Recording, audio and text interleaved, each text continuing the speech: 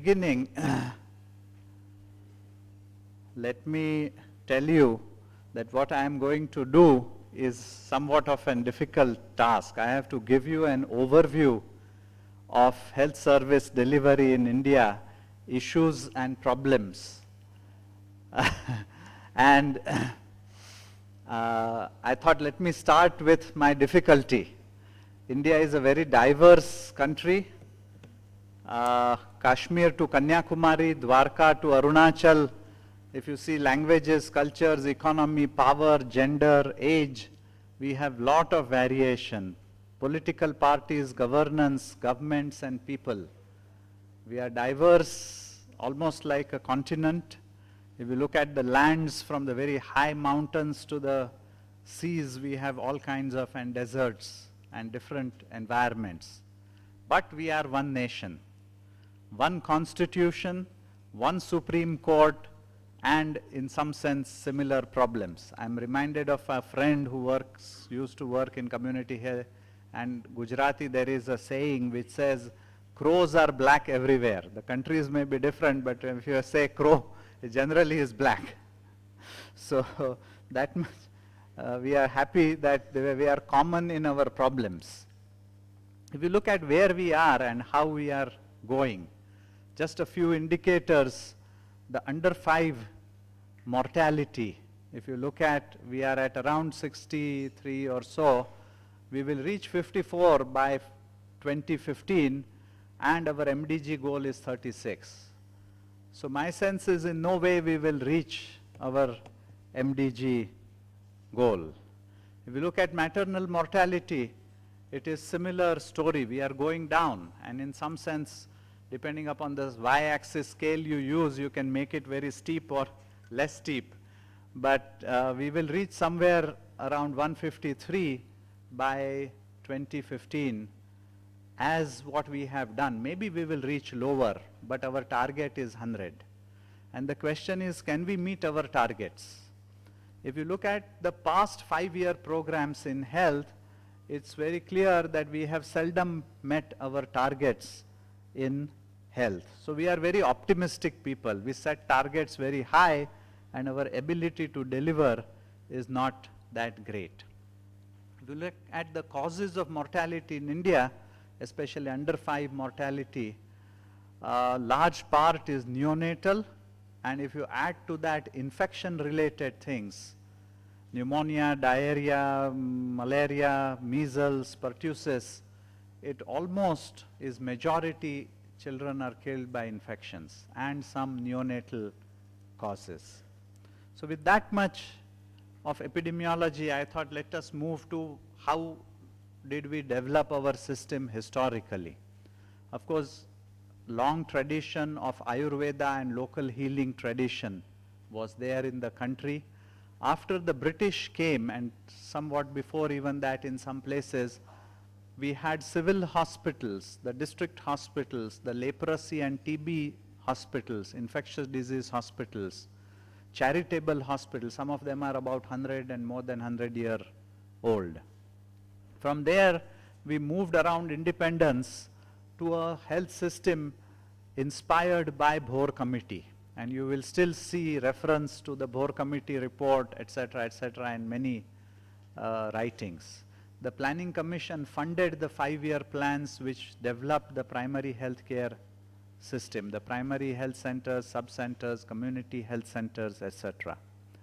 And the central government driven system, by and large the design of the programs, the design of the health system was developed by various central government committees, but it is, we must understand, largely state government funded system.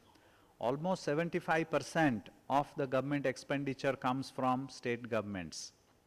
So it is the state government who are largely funding, but central government is designing and calling the tunes. If you look at the public health systems, they were built after the British public health system, the way it evolved. We have Epidemic Act of 1897, and which was re-evoked when swine flu came to Delhi. And we are still struggling with developing a national public health or state public health acts. If you look at the health acts related to health professionals, the Madras Nursing Act of 1920s and Bengal Nursing Act of 1937 were developed to professionalize nursing, midwifery and health visitors. We had sanitary commissions during the British times who visited various places, and we had sanitary inspectors who ensured sanitation. We had birth and death registration and medical schools which produced licentiate, 3-year licentiate medical practitioners initially, and became the medical colleges which produced MBBS. I don't know why it is called MBBS. Maybe the originators were dyslexic. They changed the M and B somewhat. Many doctors were trained in Britain because we had very close relationships. So a generation or two ago, many people went to Britain, got trained, came back, and set the systems in our countries. What is the current system? I sort of call it a jugaad. I don't know, North Indians might understand, South Indians whether there is equivalent word. Jugaad is a makeshift arrangement done by the poor people, for the poor people, and of the poor people. It is a day-to-day arrangement of things put together to survive. Many things are on paper in our health system, we don't see them on ground.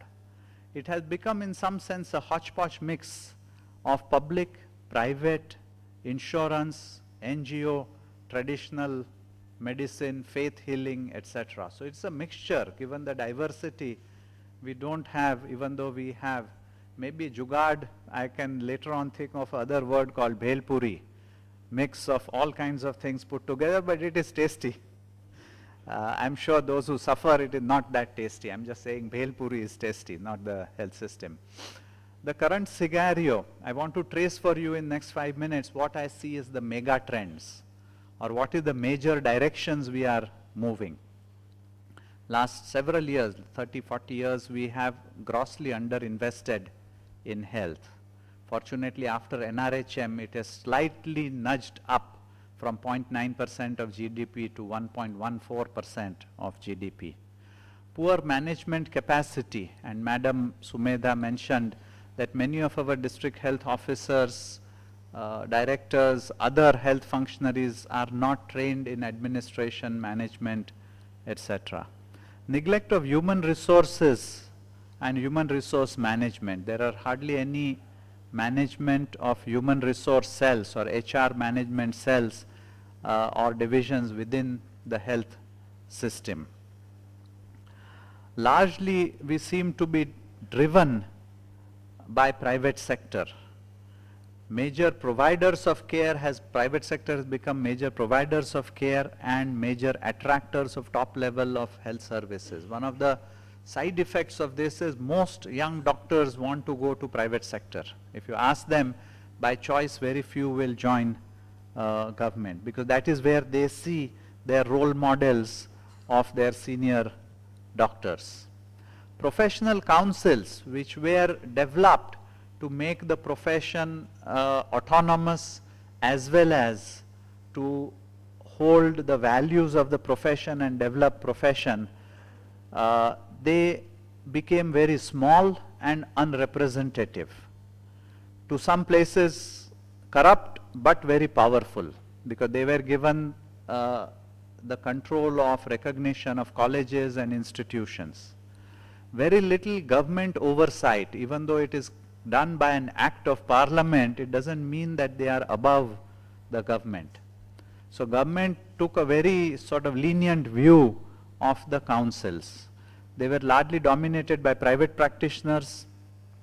They laid down norms, which was good, but the norms were highly structure oriented. For example, to start a medical college, you require 25 acres of land. Now in the historical times, land was very abundantly available.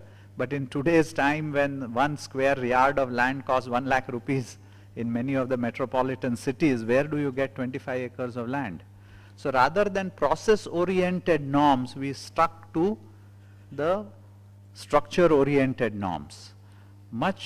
Not much regulation of the practice. If you look at the council acts, and we have looked at the Nursing Council Act very closely, original mandate was to also regulate practice.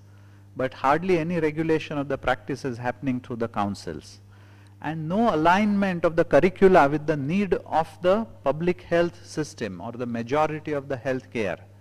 They have become and limited to producing medical graduates which will serve the urban and the elite and really not produce curricula. Very recently they have agreed to do this 3-year curriculum for rural health practitioners. Let us see what is going to happen out of that. If you look at the government systems, they are fund-starved, bound by bureaucratic procedures, political interference and lack of management. I talked about the gross underinvestment in terms of GDP percent. What we actually need is 4-5%. Many countries devote 4-5% of public expenditure to health. If you look at the number of human resources, UK NHS, roughly there is one general practitioner for 1 to 2,000 population. In India we have one PHC medical officer for 15 to 30,000 population. In Sweden there is one public health, publicly funded nurse for 100 people. It sounds sort of terribly wrong. Why do you need one nurse for 100 people? India we have one nurse for about 1,000 people, so 10 times lower density of human resources.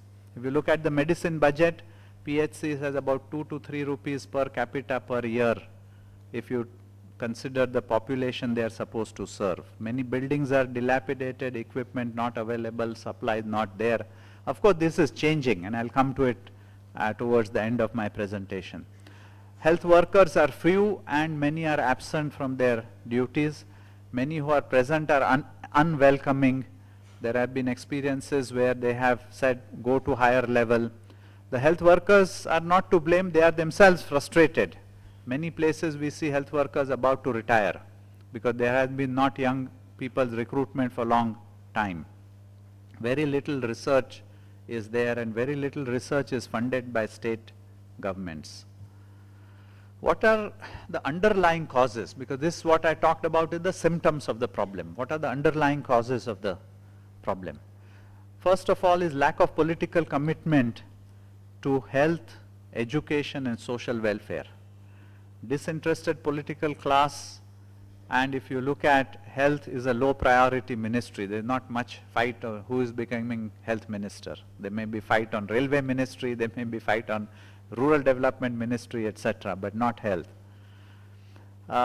Too much commitment to economic development, business. If you look at India's political and social dialogue and media coverage post 1991, there is too much dependence on business and we think private market will solve all our problems.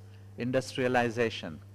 Every quarter of the year, the index of industrial production is being calculated and published, and there's big hue and cry and stock markets go up and down depending upon what numbers are coming out. But if you ask them how many people died and lived in India the previous year, the SRS will tell you after 1 year is finished. So we don't have that level of urgency for birth and death registration, which is basis of public health. Neglect of public health as well as lack of public health leadership. So it's not all to be blamed on politicians. Public health leaders like you and me are also responsible that we haven't been able to produce leaders. We will convince the nation that public health is important.